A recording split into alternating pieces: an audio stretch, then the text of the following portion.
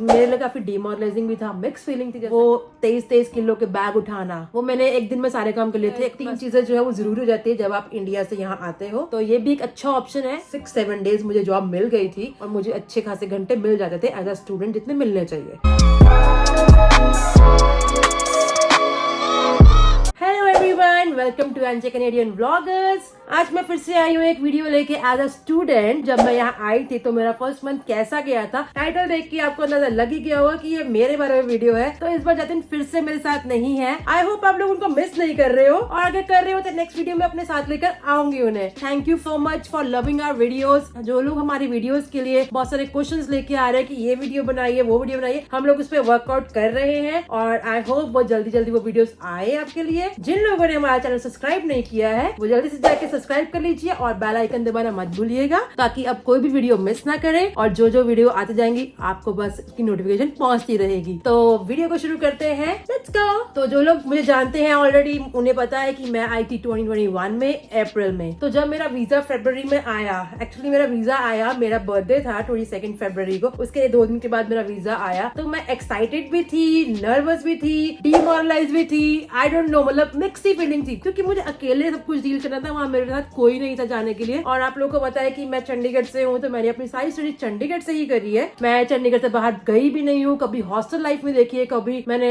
नहीं देखा कि पीजी में कैसे रहते हैं या वहाँ का खाना कैसा होता है। तो मेरे लिए काफी डिमोरलाइजिंग भी था, मिक्स फीलिंग थी। तो देर न करते हुए शुरू करते हैं इस टॉपिक को। कनाडा में जो फर्स्ट मंथ में एज अ स्टूडेंट आई, तो मैंने क्या चीज सबसे पहले करी, तो वो थी रिस्पॉन्सिबिलिटीज। अब अकेले आए हैं, घर अकेले ढूंढ लिया है, चलो घर मुझे मिल गया था, ठीक है, जाते ने हेल्प कर दी, वो सब कुछ ठीक था। जो फ्लाइट से लेके घर तक आने का डिफरेंस था, वो 23 किलो के बैग उठाना। मैं सिर्फ 23 किलो के 2 बैग उठा के लाई थी, मैं एक 32 kg का तीसरा बैग भी उठा के लेके आई थी, जो मेरे लिए मुश्किल हुई क्योंकि मैं 3 दिन होटल में रही। मुझे वो क्वारंटाइन का टाइम जो है पूरा खुद बिताना पड़ा। तो जब क्वारंटाइन चल रहा था तो कोई भी आपकी हेल्प करने नहीं आता, यू नो। तो आपको वो 23 किलो के बैग उठा के ऊपर लेके जाने थे, फिर वो 32 किलो का बैग भी उठा के लेके जाना था। तो पहले होटल में ऐसा किया, फिर जब मैं यहाँ थंडर में आई तो 15 डेज में लेकर यूनिवर्सिटी का टाउन हाउस में रही, तो वहां पर भी मुझे सारी सेटिंग करनी पड़ी, बैग उठाने पड़े, क्योंकि कोई हेल्प नहीं करता है, बिकॉज कोविड टाइम चल रहा था। उसके बाद कुछ नए फ्रेंड्स बनाने थे, अपने साथ इंडिया से फ्रेंड्स को लेकर आई थी मैं, जैसे मैंने आपको बताया, मेंशन किया था मैंने अमन के बारे में, मैं अपनी फ्रेंड को लेकर आई थी। बट हाँ, ग्रोसरी लेके आनी है, बहुत सारे काम हो जाते हैं, यू नो, कि आपको फोन का बिल पे करना है, एवरी मंथ आपको रेंट पे करना है, बहुत सारी रिस्पॉन्सिबिलिटीज हो जाती है। बट घबराने की बात नहीं है कि आप लोग अगर इसको प्लानिंग के साथ करोगे तो आपकी रिस्पॉन्सिबिलिटीज भी आप पूरी कर सकोगे। अब मुझे बस का पास लेने जाना है, तो मैं यूनिवर्सिटी जाके बस का पास लेकर आई। पास लेने के बाद फिर मुझे देखना था कि कौन से टाइम पे कौन सी बस आ रही है। अगर मैं 5 मिनट भी लेट हो गई या 2 मिनट भी लेट हो गई तो मेरी बस मिस हो जाएगी और नेक्स्ट बस आधे घंटे के बाद आएगी। तो बहुत सारी दिमाग में टेंशन चल रही होती है उस टाइम पे। It's a part of responsibility. और आप जब कहीं आ रहे हो, बाहर जा रहे हो, तो आप खुद रिस्पॉन्सिबल हो, क्योंकि आपके पास कोई नहीं है। तो नेक्स्ट हम बात करते हैं, जब आप यहाँ पहुंच जाते हो तो नेक्स्ट काम आपको क्या क्या करने हैं, व्हाट थिंग्स टू डू। सबसे पहले आपको अपना सिन नंबर बनवाना होगा, तो आपको उसके लिए सर्विस कनाडा जाना होगा, उसके लिए अपॉइंटमेंट लेनी पड़ती है, कई बार वॉक इन भी वो आपसे डील कर लेते हैं। तो मैंने वो किया, वो मैंने एक दिन में सारे काम कर लिए थे। अपना सिन नंबर, सिम कार्ड, फोन मेरे पास ऑलरेडी था तो मुझे फोन नहीं चाहिए था, और तीसरा अपना बैंक का काम, जो मैंने बैंक अकाउंट खुलवाना था, अपनी जीआईसी शुरू करवानी थी, क्योंकि मेरे पास कोई पैसे नहीं थे उसके बाद, तो जीआईसी शुरू करवाना भी मेरे लिए एक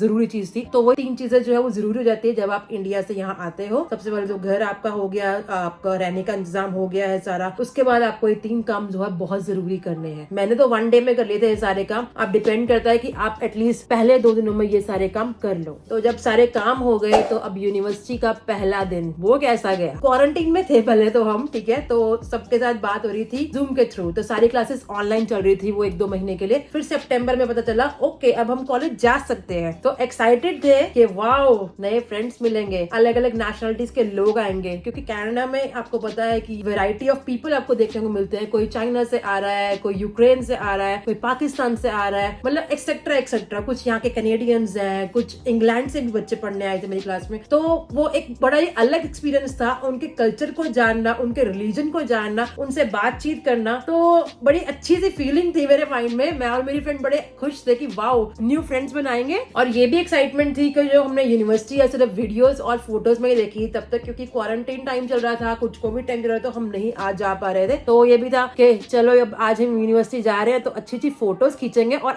एक्चुअल में यूनिवर्सिटी कैसी है वो देखते हैं। और यूनिवर्सिटी सच में बहुत ब्यूटीफुल है, मतलब उसमें जो टनल बना हुआ वो मेरी फेवरेट है। अगर आप लोगों को पता है ये लेकर यूनिवर्सिटी कैसी है तो आप लोग उस टनल के बारे में जानते ही होंगे, जिसमें से हम लूसू के ऑफिस में जाते हैं। तो नेक्स्ट बात करते हैं पार्ट टाइम जॉब की। तो अब आपको घर मिल गया है तो अपने अपना बैंक अकाउंट भी खुलवा लिया है, कॉलेज भी चले गए, दोस्तों से मिल लिए, फोटोज भी खिंचवा ली, पर अकेला GIC से काम नहीं चलेगा, ठीक है। तो खर्चे तो करने हैं और वो खर्चे पूरे कैसे करेंगे, जॉब करके। तो पार्ट टाइम जॉब शुरू करनी होगी उसके लिए। तो मैंने क्या किया था, जैसे मैंने को बताया कि मैंने क्वारंटीन में काफी जॉब्स अप्लाई करी थी और उन जॉब्स को अप्लाई करने के बाद मुझे 6-7 डेज मुझे जॉब मिल गई थी। तो मेरा जो एक्सपीरियंस था वो था कस्टमर एग्जीक्यूटिव का एक्सपीरियंस था, क्योंकि मैंने इंडिया में कॉल सेंटर वगैरह में मैंने जॉब की थी, तो मैंने वो वहां पर डाल दिया था। तो टीचिंग का एक्सपीरियंस तो कहीं काम नहीं आया, बट वो जो छोटे मोटी जॉब्स मैंने की थी वो काम आ गई और मुझे KFC में जॉब मिल गई थी। तो वही मैं कह रही हूँ कि छोटी मोटी जॉब्स जो है वो अपने रिज्यूमे में जरूर डालो कि आपने वहां पे चाहे 3 महीने काम किया हो, चाहे आपने 6 महीने काम किया हो, पर से अपनी जो अवेलेबिलिटी है वो फ्लेक्सिबल रखो। क्योंकि मैं भी अभी जॉब कर रही हूँ तो हम लोग रिज्यूमे में क्या देखते हैं, अगर इंसान की अवेलेबिलिटी इतनी फ्लेक्सिबल है कि हम उसको 4 दिन काम दे सकते हैं तो एम्प्लॉयर भी खुश होगा और आप भी खुश होगे, क्योंकि एटलीस्ट आपको 20 घंटे काम तो करना ही है। तो मैंने वैसा ही किया, मैंने अपने एम्प्लॉयर को अपनी 5 डेज फुल अवेलेबिलिटी दी, क्योंकि मेरी सिर्फ 2 ही दिन क्लासेस थी और मुझे अच्छे खासे घंटे मिल जाते थे एज अ स्टूडेंट जितने मिलने चाहिए।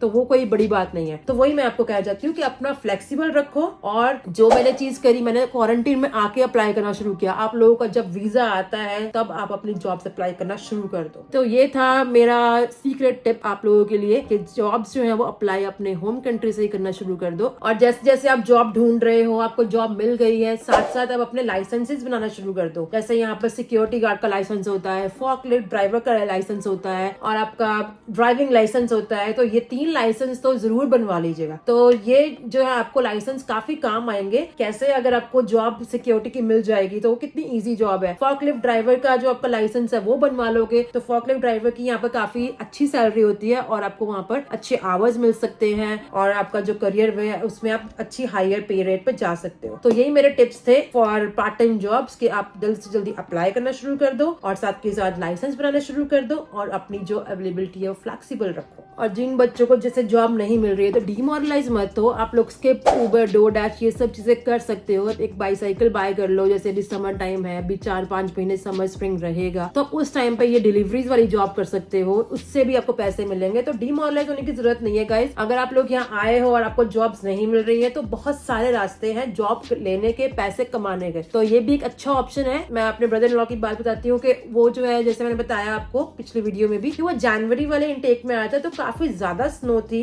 जॉब्स भी नहीं मिल रही थी और वो काफी ज्यादा उसको हसल करनी पड़ी। तो हाँ, उसने चल चल के उबर डिलीवरीज भी करी हैं। तो वो हार्ड टाइम हर बच्चा देखता है पर वो पीछे नहीं हटा। तो दैट्स अ गुड थिंग कि अगर आप लोग कर सकते हो, आप में वो हुनर है तो गो फॉर इट, कि पीछे हटने की जरूरत नहीं है। पैसा उसमें भी कमा सकते हो, पैसा उसमें ही बनता है। आप last but not the least जो मुझे प्रॉब्लम फेस करी मैंने, जो लाइफ में मेरे ऑब्स्टेकल्स आए उस 1 महीने में, एडजस्टमेंट करने का थोड़ा इशू हो गया था। जैसा मैंने बताया कि मैंने कभी भी, मैं अपने घर से नहीं निकली थी तो मुझे नहीं पता था कि कैसे रहना होता है। बट हाँ, हम सब लड़कियां इकट्ठी रहती थी वहां पे, तो मुझे थोड़े इश्यूज वहां पर आए। सबका अपना अपना जो है जॉब्स के हिसाब से उनके शेड्यूल बने हुए थे, तो मुझे थोड़ा इशू लगा उस बात में, मुझे प्रॉब्लम हुई। मतलब वो चीज गलत भी नहीं थी क्योंकि वो अपने हिसाब से कर रहे थे, क्योंकि वो कब से रह रहे थे हमसे पहले के। बट मुझे एडजस्ट करने में उसके लिए टाइम लगा। बट हाँ, मैंने काफी जल्दी उसको ओवरकम कर लिया। अपने इंडिया वाले फ्रेंड्स को बहुत मिस किया, फैमिली को बहुत मिस किया, क्योंकि जब आप लोग एज अ स्टूडेंट या एज अ कोई भी नया इंसान जब आप यहाँ कनाडा में आ रहा है, किसी भी कंट्री में जा रहा है, तो आपको टाइम लगता है, राइट। तो मुझे वो 1 महीना जो है उसमें काफी चीजें हुई, अच्छी चीजें भी हुई, बुरी चीजें भी हुई,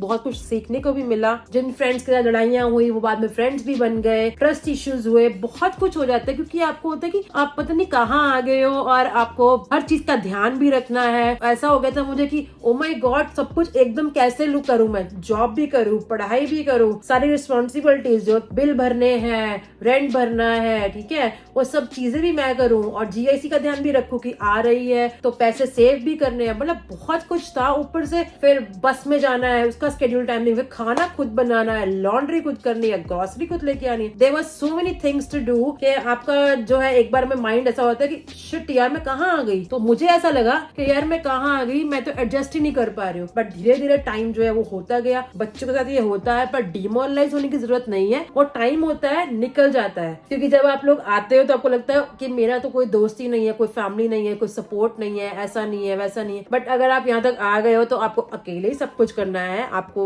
ये चीज जान लेनी पड़ेगी। सो डिमोरलाइज होने की जरूरत नहीं है बिल्कुल भी। जो लोग आने वाले हो तो मेरी इस वीडियो से अंदाजा लगा लेना कि फर्स्ट मंथ जो है कैसा जाएगा आपका। अगर आप लोग मेरी टिप्स को फॉलो करोगे तो वो थोड़ा अच्छा जा सकता है, अगर आप प्लानिंग के साथ चलोगे और जैसे मैंने आपको बताया अपने रिज्यूमे में कैसी कैसी चीजें रखनी है और जॉब जल्दी जल्दी अप्लाई करना शुरू कर दोगे। तो गाइस घबराने की जरूरत नहीं है, डिमोरलाइज नहीं होना। I am always there to help you. मुझे आप कभी भी मैसेज करो, कमेंट सेक्शन में कमेंट छोड़ो, कोई भी इशू आता है I will always help you out. I hope आप लोगों को ये वीडियो अच्छी लगी होगी। अगर अच्छी लगी है तो लाइक शेयर एंड कमेंट करना बिल्कुल मत भूलिएगा। अगर आप चैनल पर नए आए हो तो सब्सक्राइब का बटन दबाना मत भूलिएगा। तो मिलते हैं नेक्स्ट वीडियो में, तब तक के लिए बाय बाय, टेक केयर।